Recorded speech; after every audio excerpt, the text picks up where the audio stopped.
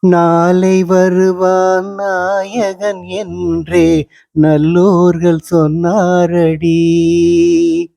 நாளை வருவான் நாயகன் என்றே நல்லோர்கள் சொன்னாரடி. நாயகன் தானும் ஓலை வடிவில் என்னோடு வந்தானடி. ஆடை திருத்தி மாலைகள் தொடுத்து வாசலில் வருவேனடி.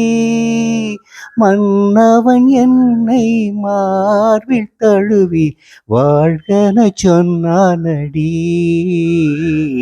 வாழ்கன சொன்னானடி.